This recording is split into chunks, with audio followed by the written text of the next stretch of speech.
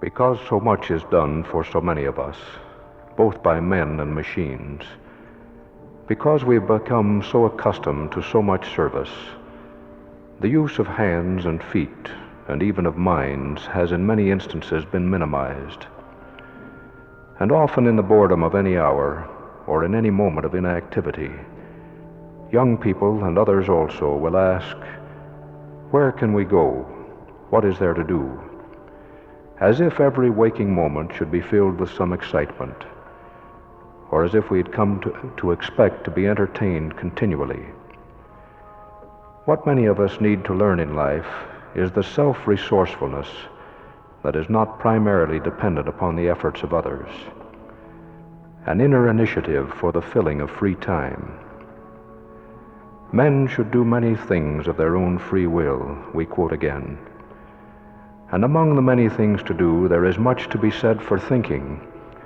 There is much to be said for walking, for working, for practicing, for making, for mending, for reading, for learning, for becoming acquainted in literature, in music, in art, in scripture, with the heritage we have.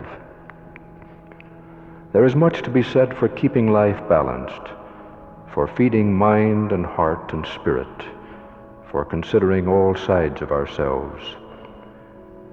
John Woolman, in his journal of some 2 centuries ago, included these questions: "Do I use food and drink in no other sort and in no other degree than was designed by Him who gave these things for our sustenance? Do I never abuse my body by inordinate labor, striving to accomplish some end which I have unwisely proposed?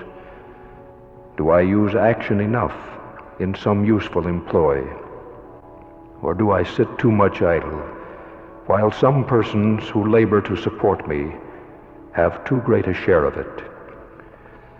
If in any of these things I am deficient, to be incited to consider it is a favor to me. It is a favor to be incited to consider the balance of things, the value of things, and the resources we have within ourselves." These lines Ruskin wrote: "If you want knowledge, you must toil for it. If food, you must toil for it. And if pleasure, you must toil for it. Toil is the law. Pleasure comes through toil, and not by self-indulgence and indolence. When one gets to love work, his life is a happy one."